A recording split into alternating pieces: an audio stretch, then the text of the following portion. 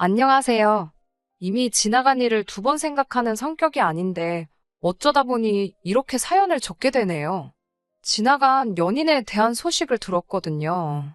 지금으로부터 2년 전 저는 사랑했던 남자친구와 파혼을 했습니다. 당시 제 나이 31살이었습니다.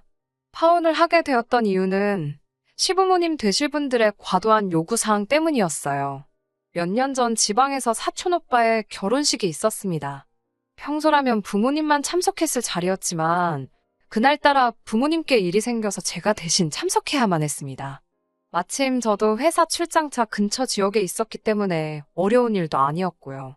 얼굴만 비추고 축의금만 전달하려고 했다가 작은 할머님 눈에 띈 탓에 잘 모르는 친척 어른들께도 안부를 여쭤야만 했어요. 솔직히 제가 낯도 많이 가리고 넉살이 좋은 편은 아니라서 어색하고 불편하긴 했지만 부모님 얼굴에 행여 먹칠을 하진 않을까 걱정스러워 최대한 예의 바른 모습으로 조신하게 인사를 드렸지요. 그런데 이런 제 모습을 다들 좋게 봐주셨나 봅니다. 친척 어른 중 한 분께서 당신 아는 사람의 아들과 저를 이어주고 싶다며 며칠 뒤 연락을 해오신 거예요. 저에게나 저희 부모님에게나 낯설게 느껴질 만큼 먼 친척분이셨지만 조부모님과는 또 그런대로 가깝게 지내시는 분이라 거절하기도 어려운 자리였어요. 어머니께선 어르신 체면 살려드린다 생각하고 얌전히 나갔다 오라고 하셨지만 전 영 내키지 않았습니다. 하지만 제가 딱히 싫다고 할 수도 없는 자리였네요. 약속 장소는 서울 강남의 모호텔 1층에 위치한 카페였습니다. 쑥스러운 말이지만 호텔 카페는 그때 처음 가봤어요. 누군가 저쪽에서 저를 보고 반갑다는 듯이 손을 흔들었습니다. 반면에 저도 모르게 살짝 고개를 숙이며 목례를 했네요. 그 남자, 그러니까 친척 어른이 소개해주기로 한 사람이었습니다. 자리에 앉으니 자기는 이미 시켰는데 뭘 마시겠냐면서 메뉴판을 제 앞으로 내밀더라고요. 아메리카노 한 잔에 15,000원이라는 가격을 보고 솔직히 좀 놀라긴 했지만 최대한 티를 내지 않으면서 다른 메뉴도 찬찬히 훑어봤습니다. 솔직히 호텔 카페니까 당연히 비싸겠다는 생각은 했지만 많이 놀라긴 했어요. 당시 제가 다니던 회사 근처 식당들 점심 식사가 보통 5,000원 정도였거든요. 게다가 전 그마저도 아끼려고 도시락을 챙겨 다니기도 했으니 놀랄 수밖에요. 돈 이야기가 나와 말인데 제 배경에 대해서 조금만 이야기해보자면 제가 초등학생일 때 아버지가 실직을 하셨어요. 저희 아버지뿐만 아니라 당시 많은 아버지들이 직장을 잃던 시기였습니다. 그래도 건설회사를 다니시던 아버지께선 다른 분들에 비해서는 상황이 아주 나쁜 편은 아니었어요. 회사를 나오시면서 꽤 많은 금액의 위로금을 받으셨거든요. 하지만 위로금은 저희에게 아무런 도움이 되질 못했습니다. 훗날 어머니에게 듣기론 어떻게들 알았는지 몇몇 아버지의 지인들과 친구분들이 아버지께 돈을 빌려달라며 저희 집을 찾아왔답니다. 저희 아버지께선 남들에게 유난히 싫은 소리를 못하시고 거절도 못하세요. 게다가 주변 사람들 말을 정말 잘 믿으십니다. 그렇다 보니 가족이 아닌 사람들에게는 너무나 좋은 분이셨지만 정작 가족들을 힘들게 하시는 분이시죠. 그때도 그랬습니다. 사람들이 도와달라고 오니 모른 채를 못하셨던 모양이에요. 당연히 어머니께서는 절대로 안 된다고 하셨지만 그때만 해도 어느 집이건 어머니가 아버지의 고집을 꺾는 일이 지금만큼 쉽지가 않았어요. 결국 아버지의 고집대로 주변 사람들에게 돈을 빌려주셨답니다. 정작 저희 가족은 제대로 써보지도 못하고 말이지요. 어머니는 그 돈을 못 받을 거라 확신하셨고 아버지는 사람들을 뭘로 보냐면서 어머니께 화를 내셨대요. 그 싸움이 몇 번이고 반복되었고 결론은 어머니 말씀이 옳았습니다. 아버지의 돈을 가져간 사람들 모두 다 죽었는지 살았는지 아무도 모릅니다. 지금까지 단 한 명도 연락을 해온 사람이 없거든요. 그 이후로 몇 년 동안 저희 가족은 정말 힘들게 살았습니다. 아버지는 당신이 사람들에게 당했다는 사실을 한동안 인정하지 못하고 허송세월을 보내셨습니다.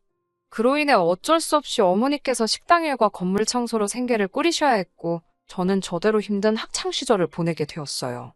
그나마 제가 대학에 들어갈 무렵 부모님 두 분이 함께 장사를 시작하시면서 상황이 좀 나아졌고 제가 직장 생활을 시작하면서 조금 더 괜찮아졌었다고 보시면 될 것 같습니다. 그렇다고 해도 주변의 평범한 중산층 가정과 비교하면 녹록치 않은 상황이긴 했지만요. 아무튼 저는 그렇게 살고 있던 반면 남자친구는 겨우 커피 2잔에 3만 원을 아무렇지 않게 써버리는 모습을 보니 나름 충격적이긴 하더라고요. 심지어 커피는 반도 넘게 남았고 카페엔 30분도 채 머물지 않았으니까요. 제가 무슨 생각을 하는지 아는지 모르는지 남자친구는 이제 저녁을 먹으러 가자더군요. 자기가 이미 예약도 다 해놓았다며 얼마 멀지 않은 곳의 일식집으로 저를 데려갔습니다. 언뜻 보니 한 사람당 25만 원도 넘는 식사였어요. 식당 안에는 손님이라곤 남자친구와 저밖에 없었기에 이런저런 대화를 나누기가 좀 편했습니다. 저는 불현듯 남자친구가 아까 호텔 카페에서 저를 어떻게 알아봤는지 궁금해졌습니다. 저는 남자친구의 사진을 보지 못했거든요. 그러자 남자친구가 사실 자기는 제 사진을 이미 봤었다고 하더군요. 결혼식 때 찍은 단체 사진에서 저를 보고 자기가 다리를 놔달라고 했답니다. 그제서야 왜 저를 잘 알지도 못하는 먼 친척어른께서 다리를 놔주신 건지 조금은 납득이 가더라고요. 그러면서 남자친구가 자기 집안 이야기를 꺼냈습니다. 남자친구 아버님께서는 부동산 임대업을 꽤 크게 하고 계시고 자기도 곧 그 일을 물려받을 거라면서 지금은 그 부동산들을 관리하는 일을 하고 있다고요. 그러면서 어느 지역에 어떤 부동산이 있는지 이야기를 하는데 솔직히 귀에 들어오지 않았습니다. 여러 가지 감정이 교차했거든요. 좀 전까지는 나름 호감도 느껴졌고 어쩌면 잘 될지도 모르겠다는 생각도 들었었는데 갑자기 왠지 모를 주눅이 들었어요. 어쩌면 제가 스스로에게 자격지심이 있었는지도 모르겠습니다. 당시 제가 좋은 직장을 다니고 있긴 했지만 남자친구의 조건에 비하면 한없이 초라하게만 느껴졌거든요.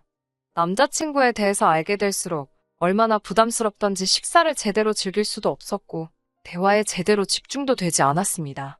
남자친구는 뭐가 그리 좋은지 저를 보고 생글생글 웃는데 저는 마음이 너무 불편했어요. 남자친구가 집에 데려다 주겠다는 걸 극구사양하고 지하철 타고 집에 왔습니다. 집에 도착하니 부모님께서 어땠냐고 궁금해하시며 물어보셨지만 대답할 힘도 없었어요. 그동안 연애를 안 해본 것도 아닌데 온갖 진이 다 빠진 기분이었습니다. 들으시는 분들께선 겨우 비싼 커피 한 잔에 밥 한 끼 얻어먹었다고 뭘 그렇게 오버하냐 하실 수도 있지만 솔직히 잘생기고 조건도 좋은 남자가 저한테 적극적으로 다가오기까지 하니 왠지 정말 공주가 된 기분이었거든요. 무도회에 간 신데렐라가 집에 돌아왔을 때 이런 기분이었을까요? 하지만 결혼은 현실이라는 말을 귀에 못이 박히게 들었기에 못 먹을 감 찔러도 보지 말아야지 생각했습니다. 침대에 대자로 누워 뻗어 있는데 남자친구에게서 전화가 걸려왔습니다. 남자친구는 저에게 잘 도착했냐며 다음에 또 만나고 싶다고 하더군요. 전에 TV에서도 소개됐던 비싼 레스토랑을 말하면서 같이 가자길래 이번엔 제가 장소를 정하겠다 했습니다.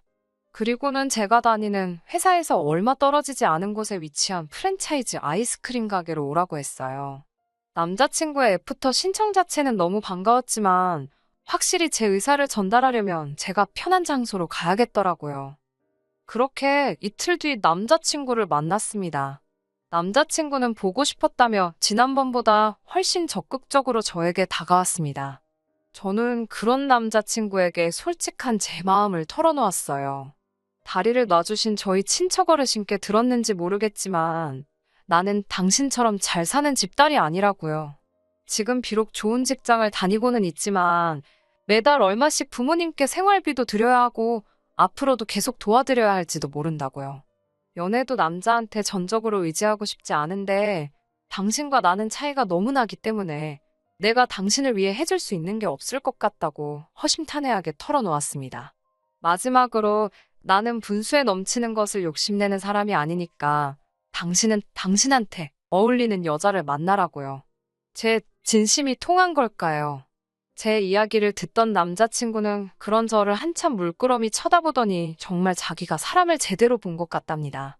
지난번에도 좋은 사람이라는 걸 느꼈지만 오늘 이야기를 듣고 나니 정말 심성이 고운 사람인 것 같다면서 자기가 찾던 이상형이 맞는 것 같다고 정말 진지하게 만나보고 싶다고 하더군요.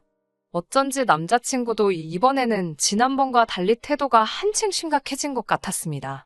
저는 남자친구에게 그럼 생각해 볼 시간을 달라고 했어요. 남자친구는 너무 오래 기다리게 하지는 말라면서 저를 집에 데려다 주었습니다. 며칠간 고민 끝에 헤어질 때 헤어지더라도 한번 사귀어보는 쪽으로 결심했습니다. 남녀 사이라는 게 어떻게 될지는 사귀어보지 않으면 모르는 일이니까요. 적어도 저는 제 속내를 숨김없이 보여주었으니 속된 말로 꿀릴 것 없다는 심정이었습니다. 솔직히 부모님의 가난은 제가 어떻게 할 수 없는 일이기도 했고요. 그렇게 저희는 연인 사이가 되었습니다. 그리고 사귄 지 고작 몇 달 지나자마자 남자친구는 저를 자기 부모님에게 소개하고 싶어 안달이었어요. 하루빨리 눈도장 찍고 결혼 승낙을 받고 싶다고 했습니다. 하지만 저는 솔직히 걱정도 되고 두려운 마음도 있었기에 조심스러웠어요. 남자친구와 시작할 때는 젊은 남녀로서 솔직하게 터놓을 수 있었지만 어른들을 대하는 건 또 다른 문제였으니까요. 행여나 당신들의 잘난 아들한테 빌붙는 그런 여자로 저를 보시진 않을지 별의 별 걱정이 다 되더라고요. 아마 제가 남자친구를 그만큼 많이 좋아했기 때문이었을 거예요. 결국 사귄 지 6개월 만에 남자친구의 부모님을 만나게 되었습니다. 처음으로 남자친구 집에 갔던 날이기도 하고요. 아무것도 사오지 말라는 말씀이 있기는 했지만 그래도 빈손으로 가기는 뭐해서 식사 후에 먹을 만한 디저트로 백화점에서 파는 케이크를 사갔습니다. 남자친구의 집은 연예인들이 살 것 같은 고급스러운 아파트였어요. 남자친구의 아버님은 풍채가 좋으시고 호탕하신 분이셨어요. 어머님께서는 약간은 차가워 보이는 눈매와 화려해 보이는 외모를 가지고 계셨습니다. 특히 어머님은 나긋나긋한 말투를 가지고 계셨지만 말수가 적으셨기 때문에 덩달아 저까지 더 조심스러워지더라고요. 사귀는 사람의 부모님을 만나는 건 살면서 처음이라 몹시 긴장되고 초조했습니다. 마치 가시방석에 앉아있는 기분이었어요. 게다가 느낌상 보아하니 두 분은 절 그다지 궁금해하지 않으셨는데 남자친구 혼자서 어지간히 저를 보여주고 싶어 했던 것 같더라고요. 그것도 모르고 온 제 자신이 한심하게 느껴지던 찰나에 어머님께서 저에 대해 이것저것 물어봐 주셔서 어찌나 감사했는지 모릅니다. 어머님은 제가 어디 학교를 나왔는지, 어디 직장을 다니는지와 같은 기본적인 것들을 궁금해 하셨어요. 제 생각이지만 어머님도 대화를 어떻게 이어나가야 할지 잘 모르셔서 저에 대해 아시면서도 물어보시는 것 같았습니다. 오히려 그런 게 인간적으로 보여 마음이 한결 편해지긴 하더라고요. 어머님께서는 당신 아들과 잘 만나줘서 고맙다며 부모님은 뭐 하시는 분들이냐고 물어보셨습니다.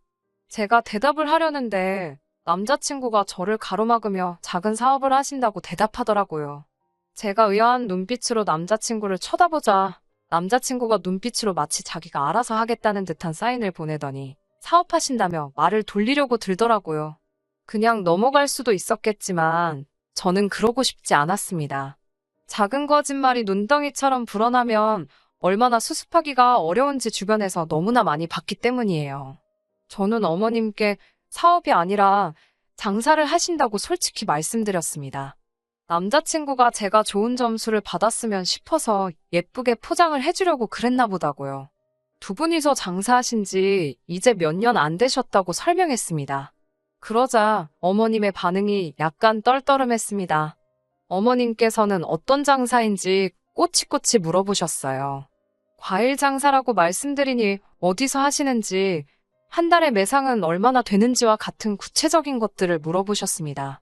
그렇게까지 구체적으로 물어보실 줄은 몰랐기에 솔직히 많이 당황스러웠던 것이 사실입니다. 그리고 솔직히 물론 남자친구 부모님께서 돈이 많으신 건 알고 있었지만 단 한 번도 그 돈이 어떻게 얼마나 많은 건지 제가 알아야겠다는 생각도 알고 싶다는 생각도 해본 적이 없었기에 어머님의 질문 공세가 불편했던 것도 사실이에요. 하지만 어찌됐건 제가 사랑하는 남자친구의 어머님이셨으니 잘 보이고 싶었기에 최대한 아는 선에서 성의껏 대답해 드렸습니다. 그 이후로도 몇 차례 남자친구 부모님과 만나 식사도 하고 커피도 마시고 왕래를 하며 지냈습니다. 이따금씩 어머님이 갑자기 호출을 하시는 일도 있었지만 저를 며느리감으로 인정하셨기 때문에 그러시는 거라고 생각했습니다. 물론 항상 기분이 유쾌하기만 했던 것은 아닙니다. 한 번은 어머님께서 친구분들과 시외로 바람을 쐬러 가고 싶다며 같이 가줄 수 있냐고 물어보셨습니다. 며느리가 운전하는 차 한번 타보고 싶으시다면서요. 저는 회사에 휴가까지 내고 어머님과 친구분들을 모시고 갔어요. 그때는 정말 며느리로서 인정받은 느낌이었습니다. 하지만 막상 도착하니 어머님께서는 당신들끼리 할 이야기가 있다며 저는 다른 테이블에서 식사를 하라고 하셨습니다. 그 자리에서는 기분 나쁘다는 생각조차 못했는데 집에 돌아와 곰곰이 생각해보니 어머님을 포함한 5분 중 그 누구도 저에게 거의 말을 걸지 않았다는 걸 깨달았습니다. 그리고 다른 분들께 저를 제대로 소개하지 않으셨다는 것도 깨달았어요. 하지만 그럼에도 불구하고 애써 스스로 어머님께 사정이 있으셨을 거라고 생각했습니다. 돌이켜보면 번번이 그런 식이었어요. 그래놓고 어머님은 항상 우리 며느리감은 순해서 좋다, 착해서 좋다는 말을 입에 달고 사셨습니다. 그런 가짜 칭찬에 속아 넘어간 저는 바보처럼 남자친구 부모님과 잘 지내고 있다고 믿었고요. 그러다 어머님으로부터 말도 안 되는 제안을 받게 되면서 정신을 차리게 되었네요. 정말이지 어찌 보면 어머님이 저를 살려주신 게 맞네요. 사귄 지 1년이 되던 날 저는 남자친구에게 정식으로 프로포즈를 받았습니다. 여자라면 한 번쯤 꿈꿔봤을 법한 그런 로맨틱한 프로포즈였어요. 언젠가 이런 날이 올 줄 알았기 때문에 당연히 기쁜 마음으로 프로포즈를 받아들였습니다. 저희 부모님도 정말 기뻐하셨어요. 당신들이 주지 못한 편안하고 안락한 삶을 남자친구가 가져다 줄 거라 생각하셨던 모양이에요. 남자친구에게 몇 번이고 고맙고 잘 부탁한다 하셨습니다. 이제 제 인생에는 정말 꽃길만 있을 줄 알았어요. 상견례를 앞두고 하루는 어머님께서 퇴근길에 집에 좀 들리라고 하시더군요. 평소에도 가끔 있던 일이라서 크게 신경 쓰지는 않았어요. 집에 도착하니 아버님도 계셨고 남자친구도 있었습니다. 어머님께서는 저에게 기분 나빠하지 말고 들으라며 어떤 서류 한 장을 꺼내 보이셨습니다. 요새는 결혼 전에 건강검진도 하고 이런저런 것들을 많이 확인하는 건 저도 들어봤을 거라며 계속 돌려서 뭔가를 설명하려고 하셨습니다. 그러자 보다 못한 아버님께서 서류를 건네주시며 저더러 대충 읽어보고 이름 쓰고 지장 찍고 사인하라고 하시더군요. 뭔가 하고 들여다보다가 첫 줄에 적힌 위자료 청구 포기각서라는 글자를 보고 저는 깜짝 놀랐습니다. 남자친구도 제 놀란 표정을 봤는지 원망스러운 표정으로 어머님과 아버님을 보면서 꼭 이렇게까지 해야 하냐며 한숨을 쉬더라군요. 서류를 읽어보니 한마디로 이혼할 때 이혼 사유에 관계없이 위자료를 청구하지 말라는 내용이었습니다. 아버님이 하신다는 말씀이 남자가 사업을 하다 보면 이런저런 구설수에 휘말릴 수도 있는데 그런 거 하나라도 꼬투리 잡아서 제가 이혼이라도 한다고 들면 서로 머리 복잡해진답니다. 따라서 그런 걸 미연에 방지하고자 작성해놓는 서류니까 너무 크게 신경 쓰지 않아도 된답니다. 제가 무슨 말도 안 되는 소리냐고, 제가 물론 남자친구를 믿지만 그래도 사람 일이라는 건 모르는 건데 제가 어떻게 이런 서류에 사인을 하느냐고 받아쳤습니다. 그러자 이번엔 어머님께서 저더러 너 혹시 우리 집에 돈 보고 시집 오는 거냐고 물으셨어요. 당연히 돈 보고 오는 건 아니지만 막말로 남자친구가 바람이라도 피거나 어디서 자식이라도 나오면 어떻게 제가 맨몸으로 나가겠냐고 물었더니 저더러 그런 생각도 하고 사냐면서 무섭답니다. 옆에 있던 남자친구도 저더러 무슨 말도 안 되는 소리를 하냐면서 쓸데없는 소리 하지 말고 그냥 서류에 부모님 말씀대로 이름 쓰고 지장만 찍으래요. 이혼 안 하고 평생 행복하게 살면 문제가 될 일이 아니라고요. 아무리 생각해도 이유가 어떻게 됐건 저 혼자 말도 안 되는 서류에 사인을 해주는 건 억울한 생각이 들었습니다. 그러다 불현듯 어디선가 봤던 바람핀 남편이 아내에게 써줬다는 반성문이 생각이 났어요. 거기에서 차가 나요. 저도 남자친구에게 그러면 불륜 책임 각서를 써달라고 했습니다. 만에 하나 사업을 핑계로 불륜 시 저에게 위자료로 얼마를 지급할 것인지 정확히 명시해서 이름 적고 지장 찍어 달라고요. 그러자 이번엔 남자친구 부모님께서 하지도 않을 불륜에 대해서 왜 각서를 적어달라냐며 저더러 억지 좀 쓰지 말라더군요. 그러더니 어머님께선 저를 달래듯 말씀하시기를 제가 없는 집 딸임에도 불구하고 며느리로 들이기로 한 건 바로 제 성품 때문이라 하셨습니다. 고분고분하고 싫은 소리 안 하는 게 너무 마음에 들었답니다. 있는 집 딸들은 자기 주장이 너무 강하고 되바라져서 다루기가 힘든데 저는 시키는 대로 따라오니 너무 편했답니다. 그런데 갑자기 왜 이러는 거냐면서 일 복잡하게 만들지 말고 얼른 이름 적으라며 저를 달래시는데 그제서야 알겠더라고요. 저를 하나의 인격이 아니라 말 잘 듣는 강아지나 식모 같은 존재로 생각했다는 거려. 옆에 있던 남자친구도 저를 향해 한다는 소리가 평소엔 착한 사람인데 오늘 왜 이러는지 모르겠다면서 빨리 부모님이 시키는 대로 하라는데 정말 미칠 것만 같았습니다. 그동안 이 가족들이 저를 어떻게 생각한 건지, 제가 얼마나 등신같이 군 건지 알겠더라고요. 제가 이 집에 팔려오는 것 같아서 기분이 너무 더러웠어요. 마음 같아선 욕이라도 퍼부어주고 싶었지만 차마 그러지는 못하고 남자친구에게 헤어지자고만 했습니다. 대신 평생 자기 부모님을 원망이나 했으면 좋겠다는 아기를 가득 담아서 네 부모 때문에 헤어지는 거라고 확인시켜 주었습니다. 남자친구 부모님께도 어디서 얼마나 거지 같은 결혼 생활만 보고 듣고 겪으셨길래 이딴 서류부터 작성하게 만드시면서 아들의 결혼 생활을 시작하게 하시는지 참 불쌍하시다 한마디 해드리고 그대로 그 집을 빠져나왔습니다. 그 이후로 남자친구에게 몇 차례 연락이 왔고 남자친구가 집 앞으로 찾아오기도 여러 번이었지만 이번만큼은 웬일인지 제 마음이 조금도 움직이지 않았습니다. 한 달쯤 지나서 친척 어르신이 연락을 해오셔서는 조심스레 남자친구의 안부를 전하시더군요. 상사병인지 뭔지 먹지도 자지도 못하고 누워만 있는다면서요. 그때는 제 마음이 살짝 흔들릴 뻔도 했지만 잘 참아냈습니다. 저희 부모님이 어르신께 소식을 전하시지 않으셨으면 좋겠다고 정중히 말씀을 드렸고요. 그러다 엊그제 자그만치 2년 만에 다시 그 사람의 소식을 듣게 되었습니다. 그 사람과 헤어지고 나서 저는 일만 하며 살았습니다. 덕분에 더 좋은 조건으로 이직을 하고 승진도 하여 그때보다 훨씬 나은 대우를 받으며 바쁘게 지내고 있었는데 그 사람은 완전히 망가졌더군요. 저와 헤어지고 얼마 지나지 않아 부모님의 권유로 비슷한 재력을 가진 여자와 결혼을 했나 봅니다. 그 여자에게는 그런 서류 같은 것도 받지 않았던 모양이에요. 그런데 얼마 지나지 않아 무슨 연유에서인지 이혼을 하게 되었는데 결혼 생활이 굉장히 짧았음에도 불구하고 위자료로 상당한 액수를 토해내야 했답니다. 게다가 아버님이 하시던 사업에서 탈세 사실이 발각되어 그 부분에서도 엄청난 과태료를 물게 되었고 여러 가지 일들이 있었나 봐요. 한때 그래도 연인이었던 사람이라 이런 소식을 들으면 가슴이 아플 줄 알았는데 아무렇지도 않은 걸 보니 사람 마음이 참 가벼운가 봐요.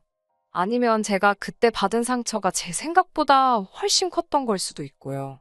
아무튼 세상에 별에 별일이 다 있는데 그 일을 어떻게 극복해내느냐에 따라 더 크게 성장할 수도 있고 더 아래로 떨어질 수도 있는 것 같습니다.